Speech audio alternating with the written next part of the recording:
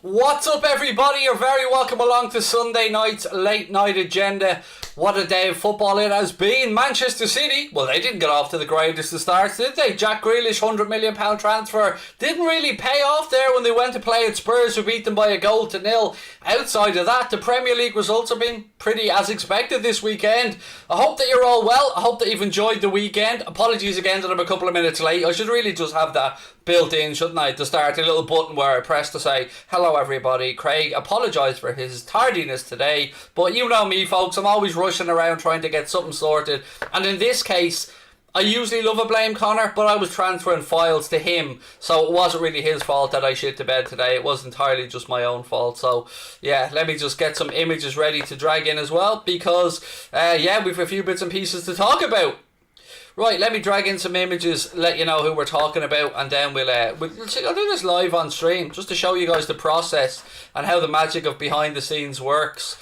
So we'll do that, and then I'll hide them all really quickly so you pretend you didn't see them, and then we all move on and everybody's happy. See how it works? Magic. Anyway, ladies and gentlemen, before we get stuck into all the transfer talk, a little bit of gloating about yesterday's win against Norwich and everything in between, let me just remind you that this stream has been brought to you with thanks to our sponsors, Manscaped. Get yourselves over to manscaped.com and check out the brand new Performance Package 4.0 by Manscaped. It has arrived in Europe, and inside this beautifully presented package, you don't just get the Lawnmower 4.0, which is an improved version of the previous Lawnmower 3.0. You also get the Weed Whacker ear and nose hair trimmer, the Crop Preserver ball deodorant, because whose balls doesn't need deodorizing, and also Crop Reviver toner as well, performance boxer briefs, and it all comes in a beautiful little travel bag that they call the Shed, and inside a lovely box called the box of goodies. I don't know, just lovely box, very well presented, and on the box it says what I always say: your balls will thank you later. The 4th generation trimmer features cutting-edge ceramic blades technology to reduce grooming accidents, because the last thing we need is to lose our manhood, ladies, and a little bit of our manhood, men, as well. See, ladies don't want us losing their manhood as much as they might threaten to do it to us occasions. They don't want us losing it. And it also has a 7,000 RPM motor, a travel lock, and a 4,000K LED light on it as well, because who knows when you might be lost out in the woods and you need to groom your nuts. The light's there, you won't be lost in the dark. Anyway, ladies and gentlemen, you can use our code WFM20 to get 20% off absolutely anything over at manscaped.com. And yeah, let's get into the football talk. Right, what do we want to talk about first, ladies and gentlemen? Do we want to take the piss out of Manchester City a little bit, or do we want to get straight into the Liverpool transfer news and gossip? Scotty said he missed the game. You missed a good one, Scotty. I mean, it was as good a performance I could have hoped for, actually, ladies and gentlemen, against Norwich. I mean, was it perfect? No, but we were pretty ruthless. Mohamed Salah looked like a lean, mean goal-scoring machine. Bobby Firmino got himself a goal. Sadio Mane, I thought, put in an exceptional performance. Verge played the entire 90 minutes. Harvey Elliott got a run out. Costas Tsimikas, mainly good. Little lapse of concentration at one point. So there weren't many negatives at all to be taken from that one. And 3 goals, clean sheet. I couldn't have asked for any more on the opening day of the season for the Reds. Salah's contract people want to talk about. Right, on Salah's contract, so let's have a little chat about this gentleman here, Mohamed Salah. Remy Abbas was tweeting again yesterday, and you know, I do take the bait sometimes, ladies and gentlemen, so let me talk you through. And Remy Abbas is, I won't go as far as to say he's Mohamed Salah's agent. I think he's Mohamed Salah's solicitor that also represents him in these matters. And he was tweeting yesterday, and you know, let me just talk to you and tell you what I said, basically, because it annoyed me, because Mohamed Salah just scored himself a wonderful goal and we were all delighted with it, and then Remy Abbas was out giving it mouthy behaviour again, and I decided that I needed to respond. So let me just tell you what I came out with. Where is it? Tweets and replies. I should probably have just looked this up before I started the stream, shouldn't I? But that wouldn't be the way Craig works. Where are you, you big clown? I can't find it. Do you know what? I tweet too much. I can't find it. Basically, he said, I hope they're watching. As in, when Mohamed Salah scored, he said, I hope they're watching. And it annoyed a lot of us Liverpool fans because, one, he needs to shut up. And that's what I said to him. You need to be shutting up, keeping the business behind the scenes and getting the best deal for your client possible. Not out there airing dirty laundry in public. We all want Mohamed Salah to stay. This idea of him out there trying to cause a division between Mohamed Salah and either the club or the fan base, it's not something that It's not something that I think is acceptable, to be honest with you, because it's not the type of behaviour we expect from Mo, and I can't imagine that he likes to see Remy Abbas or his agent doing this type of crap. So Mohamed Salah played excellently yesterday. He played with a smile on his face. We all hope that an agreement can be reached between him and the club, because he is a superstar. He deserves to get what he should be paid, and I think that the club will ultimately give him what he wants, or what he deserves, because what he wants isn't quite a good enough phrase. What he deserves. So yeah, I was a little bit annoyed by what I'd seen yesterday by his agent. The plan was, and still is, to tie down the players that we'd spoken about. Trent came as a bit of a surprise, but we always knew about Fabinho, Alisson, Virgil van Dijk. We knew those were coming. Then it was Mohamed Salah, who was another priority, and I hope and pray that we get some good news over this in the coming weeks. But it is important to remember as well, this isn't like a transfer window. This doesn't have to be resolved by the end of the transfer window. He has 2 years on his deal, so if it gets resolved in September, October, as long as Mo keeps putting in the performances on the pitch, which he will because he's a thorough professional, then I'm not too panicked about it. But I just felt it was a little bit unnecessary by his agent slash solicitor slash representative or whatever he is. It just pissed me off, and I thought it was unnecessary at a time where we've come back from a bit of an iffy season last year, and we've started on a high, and Salah got himself a great goal, 2 assists in the game as well, and you know, it just made out that some of us didn't quite appreciate Mo, and that some of us didn't realise the greatness that's there. And we do, and the club do as well. So I think he just needs to keep it behind closed doors and get his business done and stop tweeting publicly about it. Because we don't want a Mina Raiola Mark II here. We don't want another gobby Egypt that's out there. There's enough of us gobby Egypts out here talking anyway. Any news on Henderson? No. Not that I'm aware of. Absolutely nothing that I've been made aware of. Liz said, typical agent asshat move. Yeah, I mean, why not tweet something like, what a goal from Mo, showing his worth. Something along those lines. You know, something a little bit more, a little bit sweeter perhaps. Do you know what I mean? Letting your point be known, but also praising him and say, you know, maybe say something nice about the fans. I just think he's trying to alienate people without the need for alienating them. And look, let's just hope Mo gets his contract sorted out. Right, we'll move on to the next topic that you guys want to talk about, which is this gentleman here, Renato Sanches, and why he will not be moving anywhere this summer. And I will tell you exactly why now in 2 seconds, because he's received an injury, ladies and gentlemen. And as always, I'm scrolling through my phone trying to figure these things out. Nope, that's that one. 1 second. So, Renato Sanches will not be transferred this summer. He's picked up a knee injury and will need surgery. And that's according to L'Equipe, of course, a respected French newspaper. So, you know, I'd spoken before about my thought process that maybe he was hanging around to see if Barcelona are interested, to see if Barcelona could sort out their finances and maybe sort out a deal for him. But it does look like that he's going nowhere now. And funnily enough, well, it's not funny, because anybody being injured, of course, is never funny, and I wish him a speedy recovery. But one of the things that people have always said when we bring up Renato Sanches was he is a little bit injury prone, and, you know, sometimes, you know, these things come and happen, and imagine we'd have signed him last week. Imagine that had happened, or we'd have signed him 2 weeks ago, and then all of a sudden this knee injury happened. The club are down 40 or 50 million euro, and Renato Sanches is out for a prolonged period of time. So sometimes maybe we got to feel like somebody's looking down on us and we have a little bit of luck, because,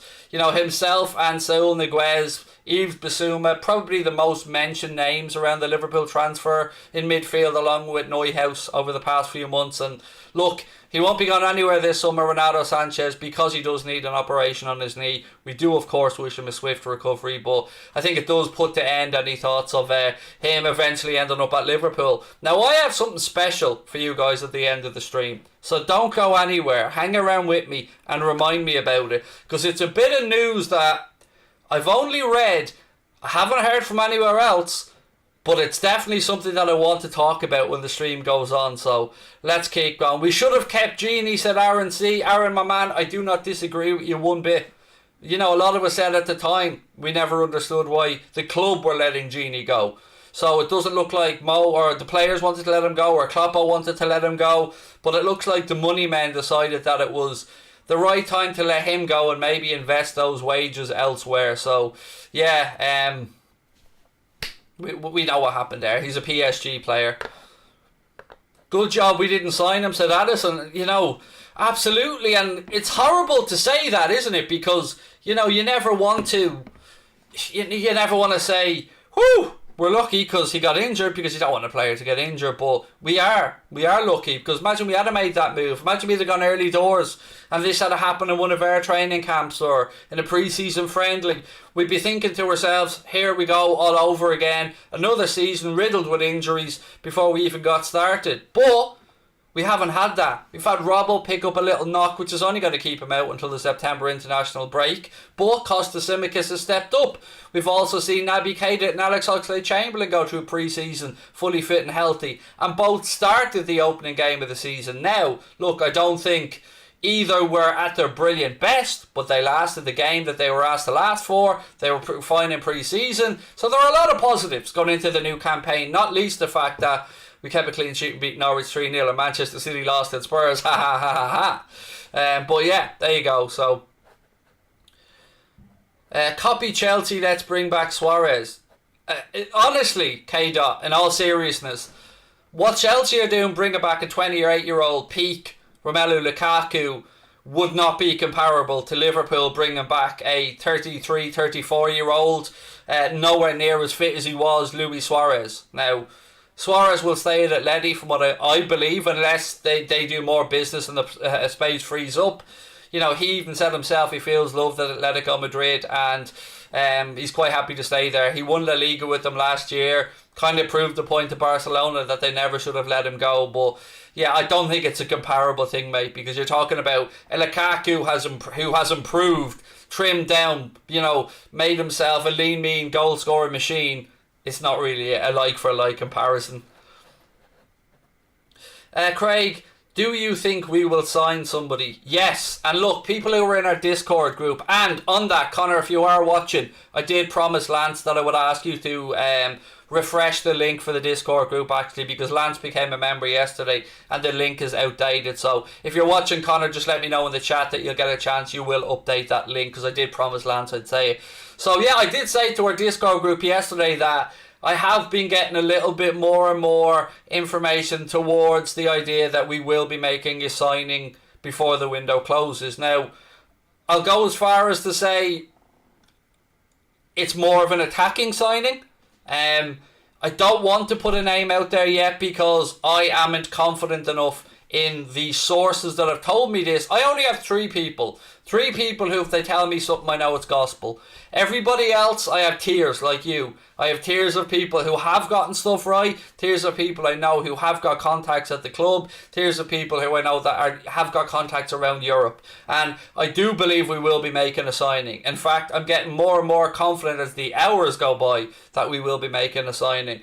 But I don't want to say who that signing is, because if I get it wrong, I've lied to everybody and I've sworn I've never done that. I went balls out on Canade like weeks and weeks before, because I knew for a fact it was happening. I did the same with Van Dijk. I knew it was happening. With this one, look, it of course is depending on Shaqiri moving on and that deal being agreed with Lyon. Lyon are looking to sell a player to free up money to make that Shaqiri move happen. But all of this will lead into what I'm going to say at the end of the stream as well. What I'm going to say at the end of the stream is something that I never thought that I would be actually saying on the stream, but bear with me. And don't get overhyped, by the way. I'm not going to tell you that we're about to unveil Haaland at the end of the stream or anything like that, so maybe manage expectations a little bit. But yes, I'm very confident. I'm not so confident around the midfield scenario. I heard Gary Neville say that Liverpool, in his eyes, definitely need a midfielder to replace Wijnaldum. And look, ideally this summer we wanted to sign a defender, which we did, a midfielder and an attacking player. Whether that's a wide attacking player, an attacking player to play in the hole behind the front three, or somebody through the centre, that remains to be seen.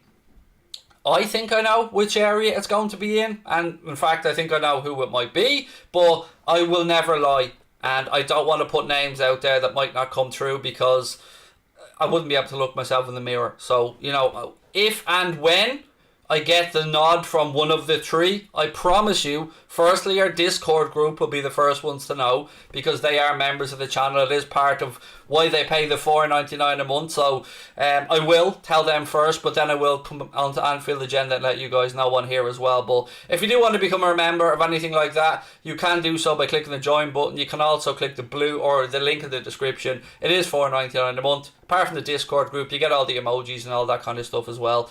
And most importantly though, hit the subscribe button, please do. Because yeah, as you can see, we've ticked to 115,000 subscribers. Thank you guys very much for that. Wink if it's Doku. I love this type of stuff. I wish I love the cuteness of it. Well played. Harvey Barnes, somebody else says, look, I'm not gonna say it, because if I'm wrong, I will correctly be slaughtered and rightly be slaughtered. And if I'm right, I'm right. But I don't want to lie. So until I know for as close to a fact as I can, I won't say it to you, because you deserve better. There are enough people out there on social media telling lies and trying to pretend that they know. And I've always told you, I don't play the ITK game. So yeah, there.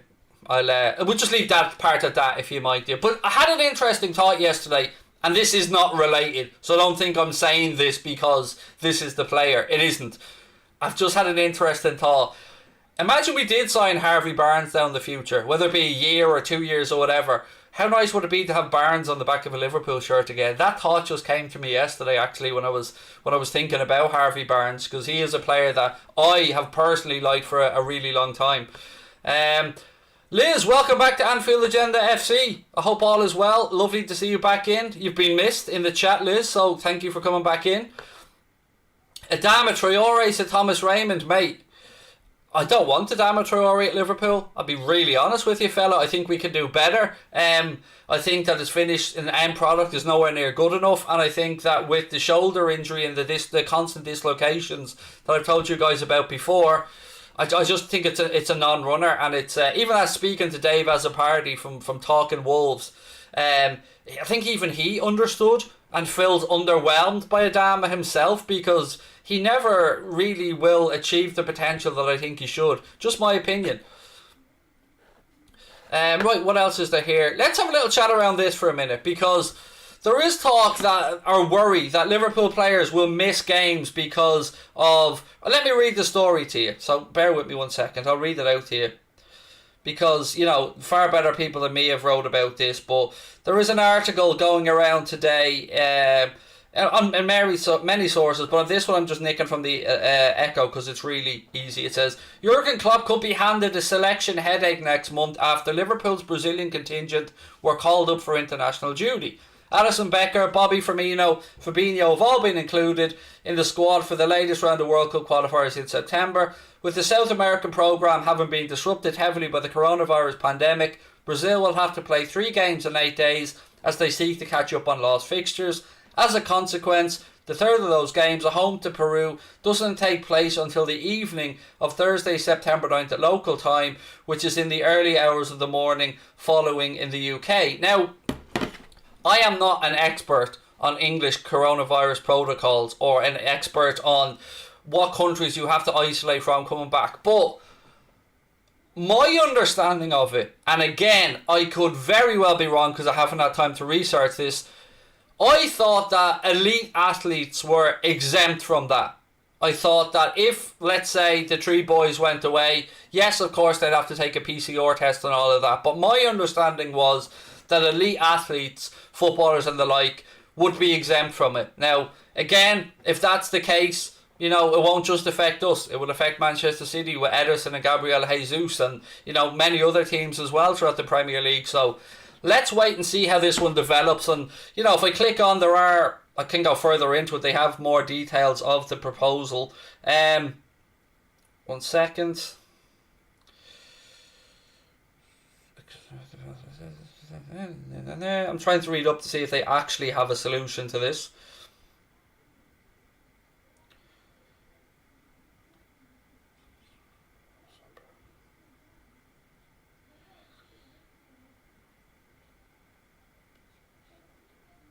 It doesn't say anything about quarantine in the article, but it does go on to say that, you know, just because it's so close to the next game that we might be without them. So if that's the case, understandable. I mean, it's often been the case that we've had a bit of a last minute rush with players in South America or players representing Brazil, Argentina or whoever. You know, it is a tight race back, and usually...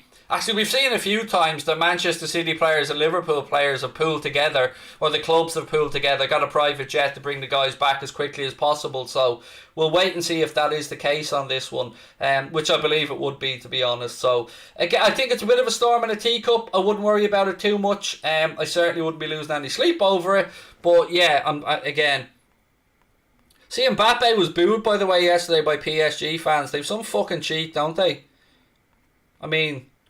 A player who has done a lot for them. This is what I'm saying. Often people don't understand how spoiled opposition fans can be and why the grass isn't always greener. Or I'll point you to the fact that when Eden Hazard was doing his unveiling at the Santiago Bernabeu after his 100 million quid transfer, I seen signs in the crowd saying, "We want Mbappe, we want Mbappe." I mean, yeah, it's mad. Can Jack Gill do the watch-alongs with you? It'll be even better. No, and it wouldn't be. The watch-alongs are my thing, and you know, call me selfish, but they're my favourite part of the channel. And doing joint watch-alongs with somebody that isn't in a room with me, I don't think it would be better. In fact, I think it would be worse, because I would be able to get to less of the viewers' comments, and I don't think it would work as well. I really don't. I think that, you know, Jack Gill will be doing a lot more content, and rightly so, because we want to build Jack's profile up, and he'll be doing the team announcement stuff live on Instagram Live. He'll be doing his own post-match reaction show. He'll be part of the Cop the Week show that we do, which will be myself, him and Steve Bland, and he'll have lots of other stuff. But look, I'll put it to the chat. Genuinely, I mean, this is a democracy at times. Sometimes it's a dictatorship, but what would you guys like? Would you guys like me to do the watch-alongs on my own, or would you like me to do them with Jack Gill? I mean, I want whatever makes you guys happy, so just put the words alone or with Jack, and we'll go from there and see what you guys think. So, yeah, anyway, I'll leave it to you. You guys are the bosses. Doku confirmed, said Brynjar. Will we see Thiago against Burnley? I wonder if, and again, this was put to me by somebody in our Discord group, I wonder if the club will try and get a behind closed scenes friendly for the likes of Thiago and Henderson and players like that. Excuse me. Just to try and get their fitness levels up. Queen said it depends on the game, I think. So you just won't answer the question yes or no then, which is what we need. Alone, Jack, mix it up, do it alone. Alone with Jack, alone, Jack, alone, Jack, alone we get more Craig, alone. I think the majority is alone, Big Jack, alone, Jack, alone, Jack for cup games, alone. So alone, just as I thought, because that's what's grown the channel. But one of your comments was really, well, look, you all make great comments, but one of them was on the money. Cup games would be good fun to do with Jack, and I like that idea. So I think that could be a happy middle ground for all of us. Yeah, I like that. I think maybe bring Jack in for the cup games. That could be a very, very good shout indeed. And look, I have to be honest and be a bit selfish about it. The watch-alongs are my favourite part of all of this.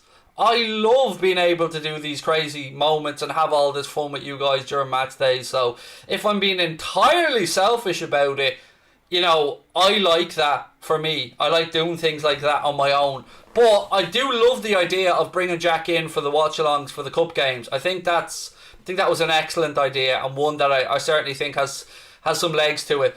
Craig, breathe if we're signing Haaland.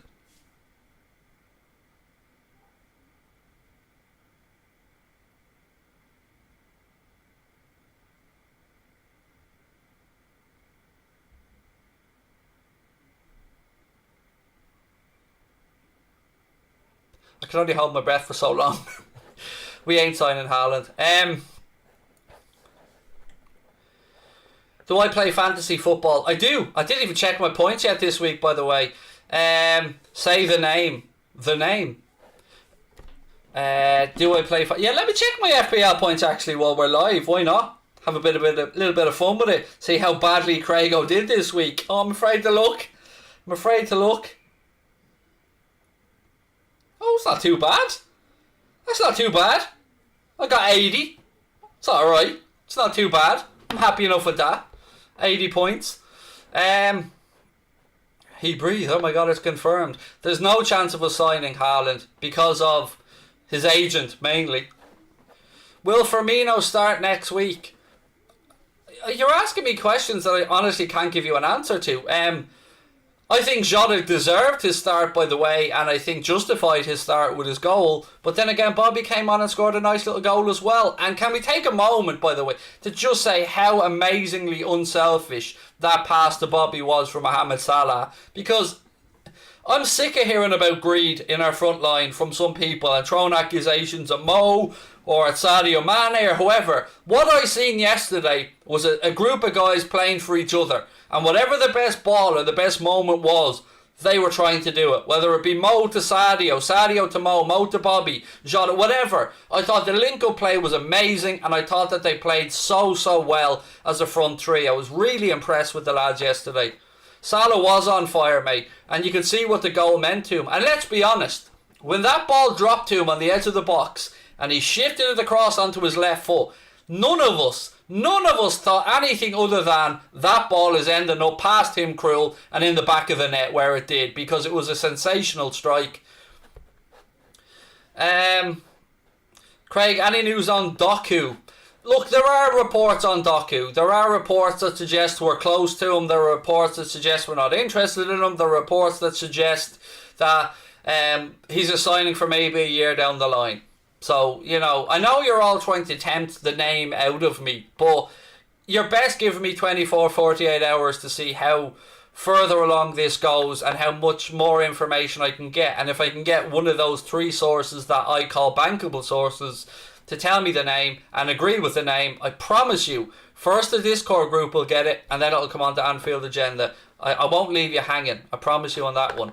Right, let me just get the Brazilian boys off the screen. Let's have a little talk about this man here, Ben Davies, the forgotten man, the invisible man, the man that is brought in and, you know, we've all wondered what the hell the situation is. There was a lot of interest on clubs to take him on loan and to buy him, but he will be going to Sheffield United on a loan. Liverpool's plans are, you know, there's no option to sell in that loan deal, and Liverpool, I think, just want to see how he develops. So he will be going on loan to Sheffield United for the season. That should be tied up fairly soon. Obviously, we wish Ben Davies all the best, but again, it's a signing that I think all of us are just a little bit perplexed by and just wonder, like, why and what was the plan? You know, wasn't it just extra cover on top of Ozan Kabak when we brought him in January on loan or whatever? But right now, you know, he's going to Sheffield United on loan, and that'll be tied up relatively soon. Do we have any body lingo experts in the chat? Yeah, me. Craig, is it Mariba? No, but there is an article on Mariba actually that I wanted to bring up. So there's an article that comes from 90 Min, and look, I've told you guys many times, not casting shade, I don't know anybody at that site, but it's not one that I would have in my tier of reliable sources. So there is an article put out there that said Liverpool have reportedly expressed their interest in signing young Barcelona midfielder Ilak Mariba.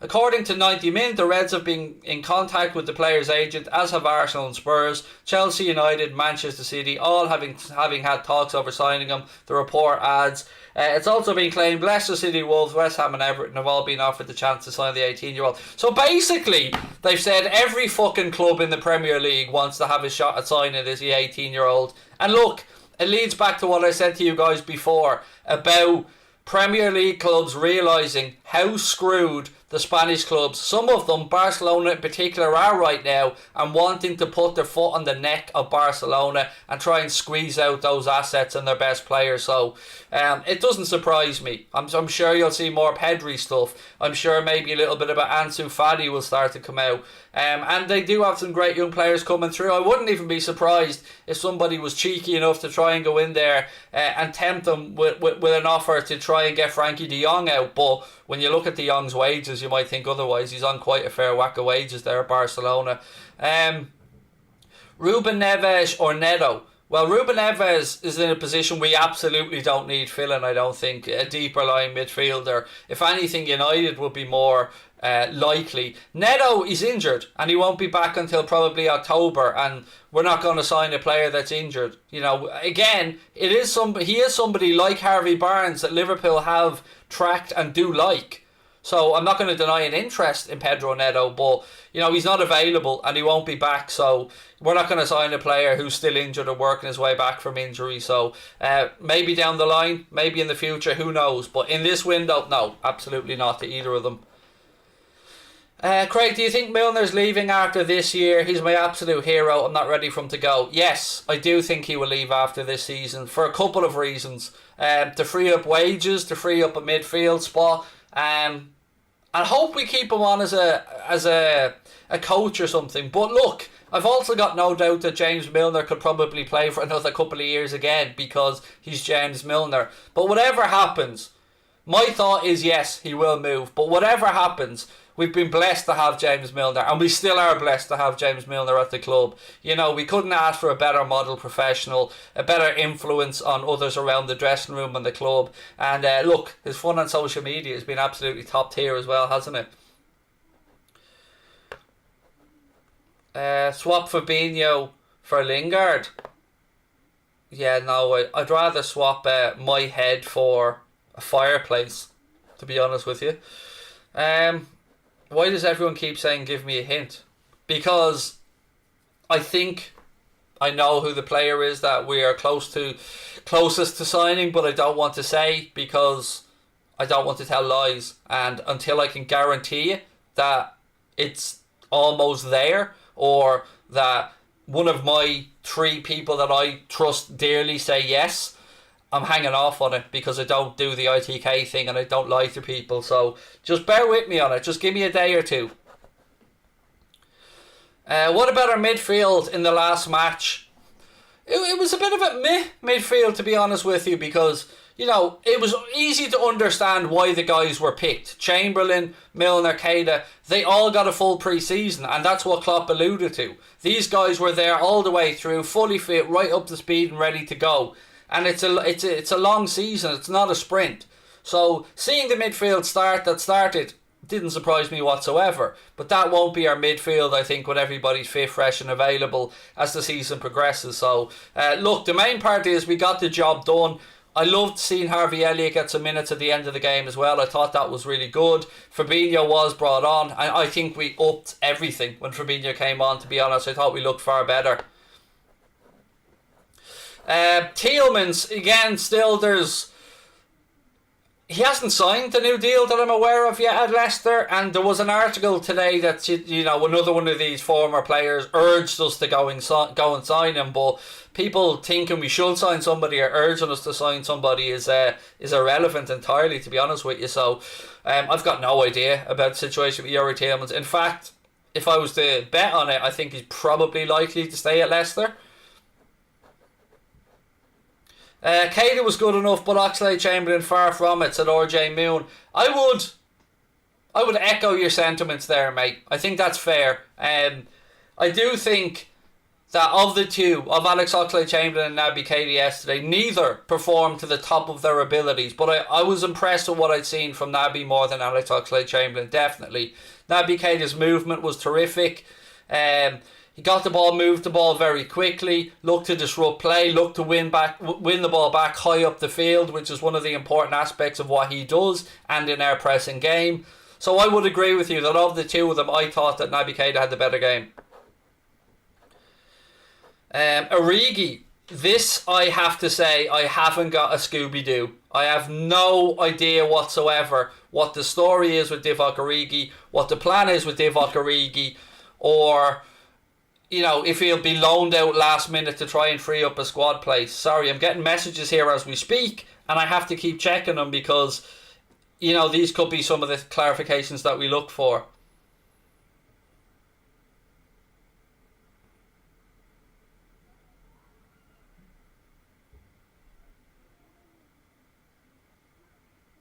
Okay, so there's something that's after breaking here. It's been reported by multiple accounts. You can go from either Football for All, Anfield Talk, numerous others. They're saying, new breaking news. So here we go, ladies and gentlemen. The Super League will be launched in either 2022 or 2023. All 12 clubs are still on board and they're only waiting for the European Court of Justice approval, which they expect to receive in a few months. It will not be a closed league.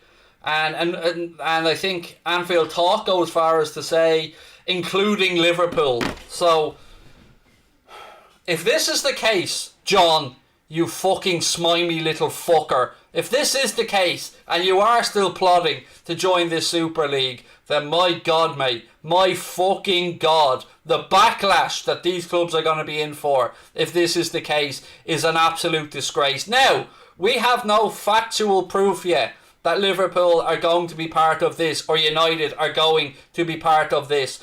But if it's the case that the English clubs are going to be part of the 12 founding clubs of this Super League fiasco again, then I think that's the end of the game as I know it. And that's the end of me with Liverpool Football Club. I'm going to go that far. If Liverpool Football Club sign up to this fucking shambles as it was, then I'm done. I am absolutely done. And I don't think this is going to go down well. Now, this is just breaking as we're doing this right now, ladies and gentlemen. So apart from where's the money, John, the next question is, where's the integrity, John? Is your word worth anything, mate? I guess we'll see over the coming days. Now, UEFA, on the other hand, are very confident that this Super League thing is going to be put to bed in the courts in Luxembourg. They feel that they've got a really clear-cut case. But Florentino Perez, Agnelli of Juventus and Barcelona have never let this go. But it's very easy to see why they haven't let it go, because they're up shit creek financially without a paddle. Maybe not so much the case with Juventus, but certainly with Barcelona and Real Madrid. And sometimes Florentino Perez lives in a world of Florentino Perez and not the rest of us.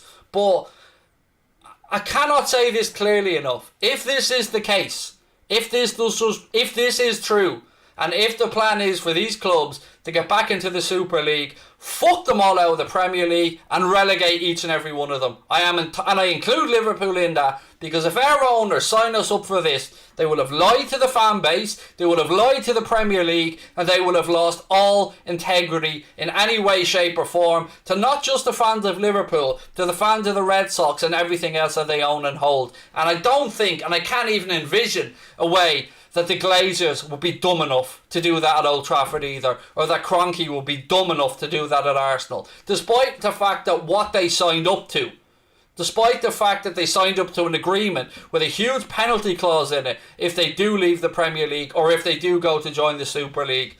Look, as I said, breaking story at the minute. We don't know how this will work out, but not the news any of us want to hear on a Sunday night. And look, my understanding of the situation and my reading of it is that UEFA are very confident that this won't get past the courts in Luxembourg, that they have everything in place and will prove that it's fairly open and shut, that they have the rights for football in Europe, that they are the custodians of football in Europe, and I just can't bring myself to accept that it might be true, even with my low threshold for believing FSG.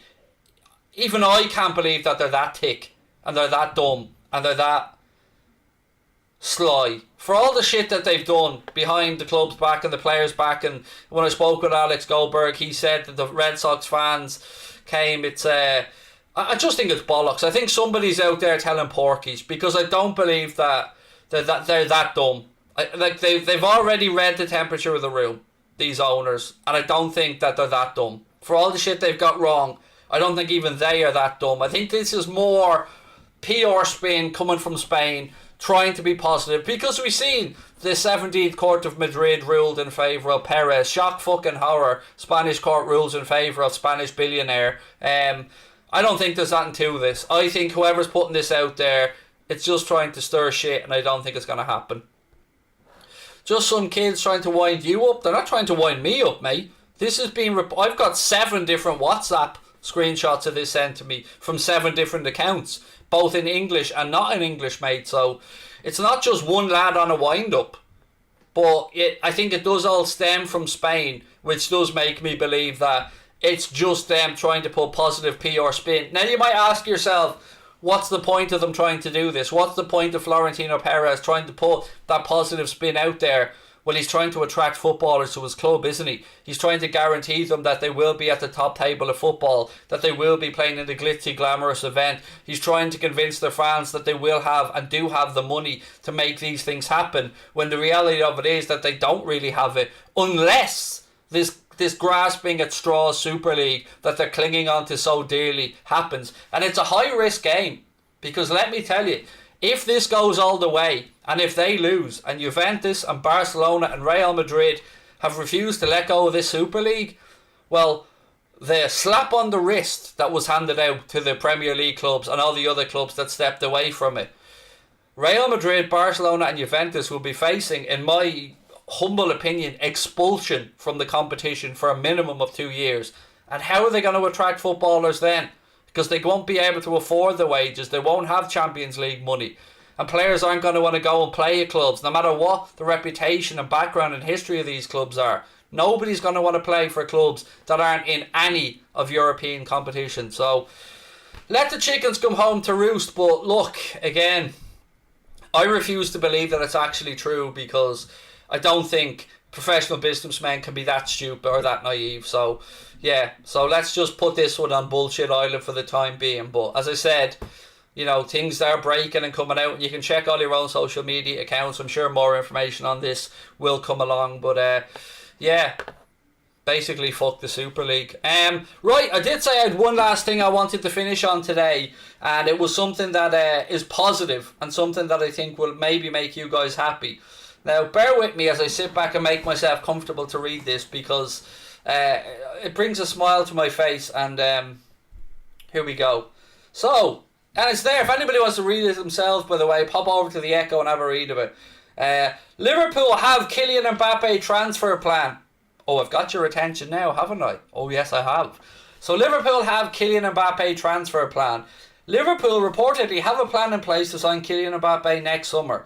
According to transfer expert Ian McGarry, the Reds plan to sign Mbappe next year, when his contract at PSG is due to expire. Now, we've seen the PSG board say that there is no way that Kylian Mbappe will be leaving the club, whether it be on a free or otherwise. Well, motherfuckers, you've got no choice if you won't put pen to paper. But let's continue anyway.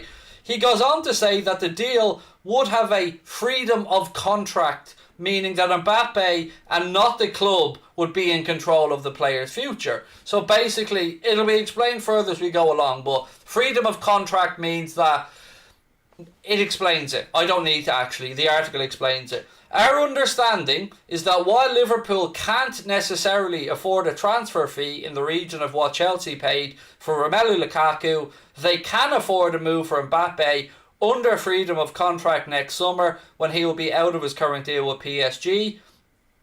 This was on the Transfer Window podcast, by the way. Of course, the wages will be substantial, but again, Mbappe is interested in making the move to Liverpool, something that Jurgen Klopp has a central role in regards to Mbappe's respect and admiration for the German coach. We know that Real Madrid are interested as well, and that will be an option for him. However, it is information reported to us that Liverpool are pursuing, and they believe they have an opportunity in which they will be able to get Mbappe for 2 or 3 years if they include a get-out clause in his contract, which would be signed under freedom of movement, so Mbappe would be in charge of his future in terms of leaving Liverpool at the point he wants to, so his career plan would be one he's completely in charge of. Now, a lot to get through there and a lot to break down. Firstly, I don't know how I feel about that. On the face of it, you hear Liverpool may be able to sign Mbappe and you go, wow, that's deadly. Let's get him. Print out the shirts. Let's have him ready to go. Milner moves on. Give him number 7. We're all happy.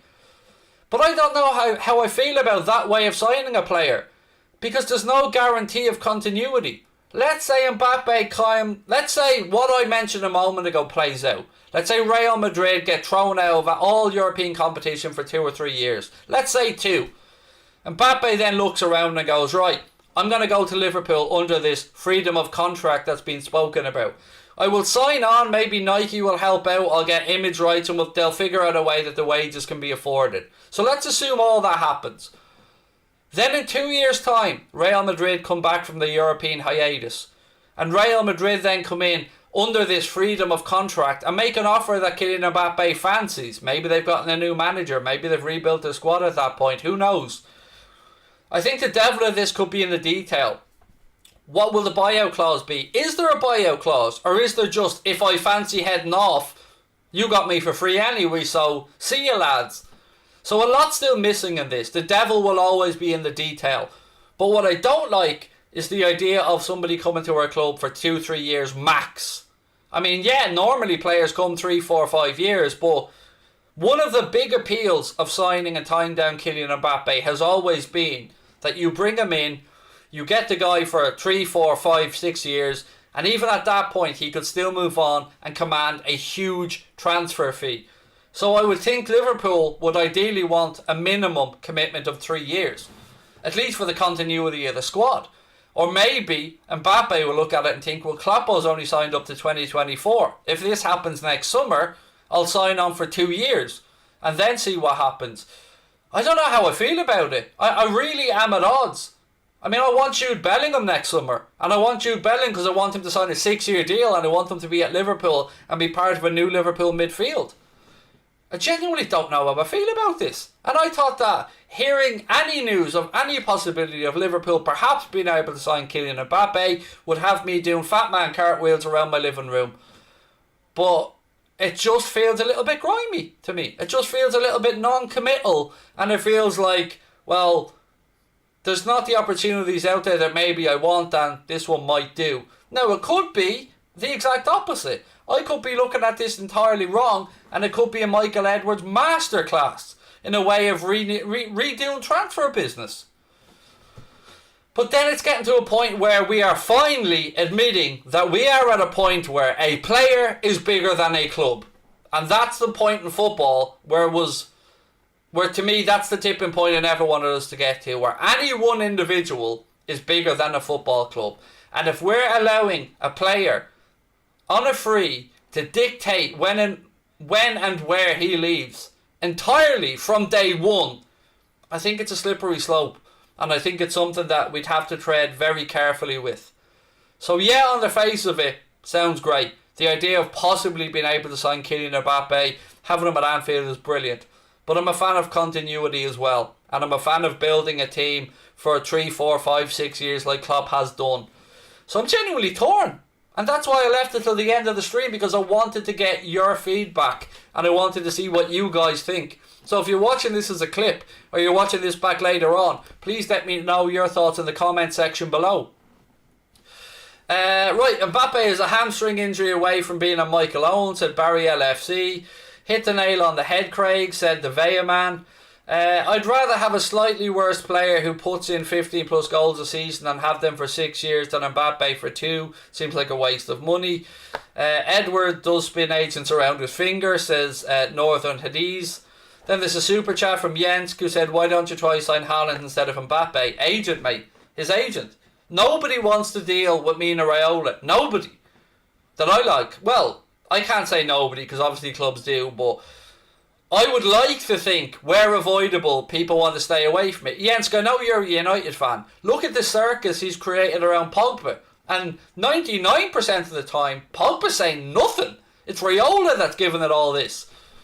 And we know that he wants around 40 million quid for an Mbappe or for Haaland to transfer somewhere.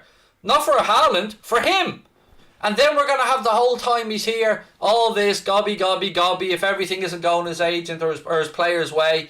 So I think that's the reason why. I mean, I've no doubt when you're the player, you look at Raiola and you go, he's going to get me huge paydays, moves to huge clubs, and it's win-win. But not when you are the club. I think clubs are getting fairly sick of agents and some of their gobby behaviour. That's just my take on it. Honestly, let's just see what happens next year. We need Salah's agent and he's like a B-Tech Raiola. Yeah, or we deal with Salah's agent and he's like a B-Tech Raiola. He's technically not Salah's agent from my awareness of it. He is his legal advisor more than anything else. I don't think he's technically his agent. But you're right. And look how much of a pain in the arse he's proven to be. And this is just with one player. With Mino Raiola, we've had Balotelli with him before. Haaland is better than Mbappe. I'm not saying that that's not the case, mate. I'm not disagreeing with you. I'm just saying that I don't think there is a situation where Liverpool will sign Haaland. Because yeah, we know he's available for €75 million.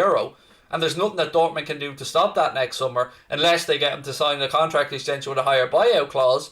So he will move on. But what I'm saying is, there will be clubs like Manchester United and others queuing up to throw $500,000, 600, 700 grand a week at him. And we won't match those wages. David Coleman said, I'd sooner have Jude. I'd love Jude as well, mate. I really would. That's why I want you to have him and Raiola, said Jens. I mean, look, with the player, none of us will be in any doubt about it. He's a wonderful footballer. Hey Craig, thoughts on Chelsea's performance yesterday? I thought it was thoroughly professional, mate. Chelsea are turning into a well-oiled machine, and this is before, they didn't even have their strongest 11 out there, similarly to Liverpool. You have players coming back later from European competitions and stuff, and look, Chelsea are the real deal. They'll be right there or thereabouts this season in most competitions, so I would definitely say if you're a Chelsea fan, you've a lot to look forward to, and I think the title race is going to be a fun one this year. I really do. Most players love Raiola though. Yeah, they do. The players love him. I've said this many times. The players always say that he looks after them really well. He gets them great deals. And I suppose from their point of view, that's what you want from an agent. If he's annoying clubs and you're still getting paid and getting big sponsorship deals and playing for the biggest clubs in the world and you're still performing, yeah, I understand why players would love him. Anything on the Mariba rumours? I spoke about them earlier on, mate. It's every Premier League club basically is mentioned in that article link, and looks like another one that Barcelona may want to move on off the books to just try and clear out some space. They can't give away Griezmann and Coutinho at this point. The agents should just be called greedy pimps. I don't know of any other sport where clubs pay agents so much money. It's usually down to the players to pay agents. And look, yes, of course, they do pay their agents, but I don't like these situations where agents are getting 10, 15, 20, 25 million pound for transfers, for facilitating a transfer. Doesn't sit well with me. What's the first letter of the new guy's name? Again, mate, I've spent 3.5 years not lying to people and being honest from day one. In fact, I've built the entire channel with Connor on this honest platform of not doing the ITK thing. Yes, people will point to thumbnails and stuff, but that's all from articles. We bring articles in, we discuss them, we come to a consensus. I won't ever put out information factually, like to say something is a fact when I don't know that it is. So until I know more, I'm not saying nothing, because I wouldn't be able to look in the mirror. I consider myself an arsehole. So, yeah, you're just going to have to bear with me on it. Thoughts on the Harry Kane situation? It's his own fucking problem, basically. He can talk about having an agreement in place with Daniel Levy. We've seen that there was an agreement in place with Jack Grealish and the board at Aston Villa. And we've seen the video where, they've come out and said that they agreed with Jack if a 100 million offer came in from a Champions League club. Christian Perslow said they had that agreement. City triggered that. Jack wanted the move. They kept their word. Now, none of us know if there's a gentleman's agreement with Daniel Levy and Harry Kane or not. But what I can tell you is, a gentleman's agreement isn't worth dog shit. It's what's in black and white on a contractual piece of paper that's important. And what we do know there is, Harry Kane signed a 6-year deal, and he's got 3 of those years left to complete.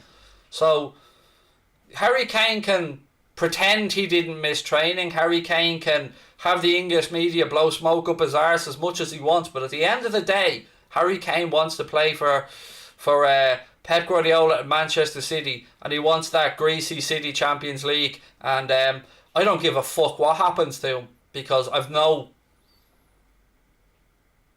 sympathy for the lad whatsoever. I couldn't give a flying fuck. If he wants to run off to mercenary land and try and get Manchester City their greasy hands on that Champions League, then let him be part of the club that fails to win the Champions League. But, you know, if I'm a Spurs fan, I'd be rather annoyed by it.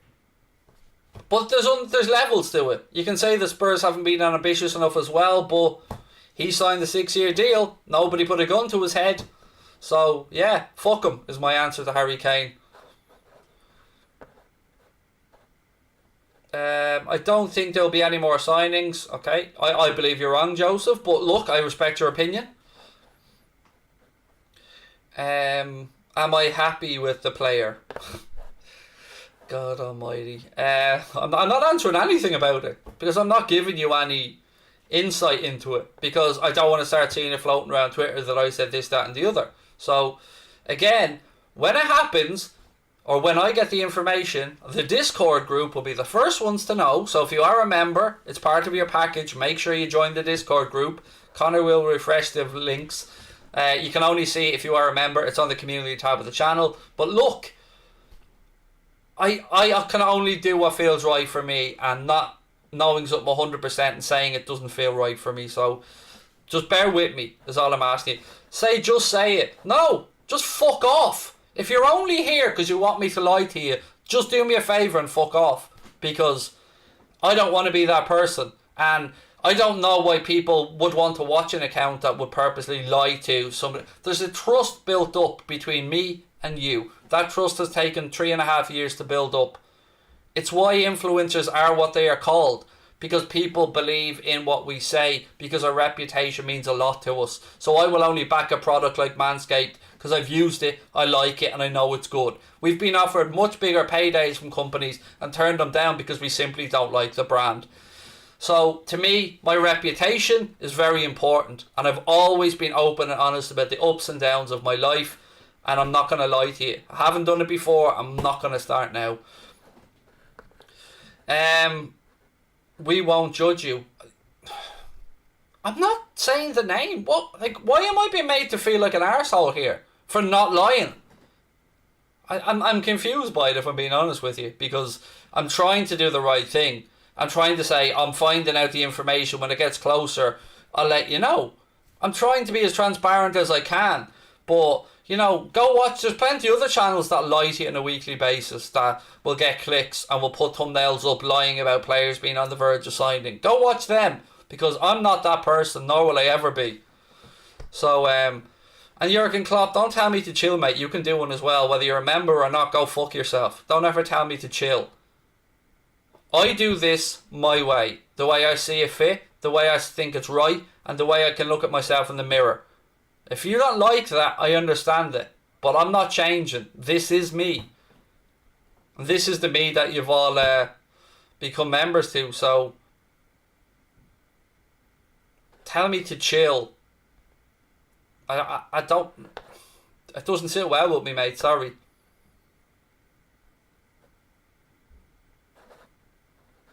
Yeah. Go watch a shithole like the Football Terrace or something if you want shitty lies told to you, mate. But yeah, it won't be happening here, because I only tell people what I know to be factually correct. So yeah, that's me. And like it, don't like it, I'm not fucking changing for anybody. I am who I am. I love all of you, and if you know, if me being me isn't good enough, I appreciate it and I understand it. But yeah, I'm gonna go off now and say my goodbyes. Feel free to unsubscribe. if you want. At this point, I really couldn't give a fuck, to be honest with you all, because I can't believe some people are actually moaning at me because I'm not going to lie to you. But there it goes. I'm going to say my goodbyes, ladies and gentlemen. I usually say hit the subscribe button, but don't.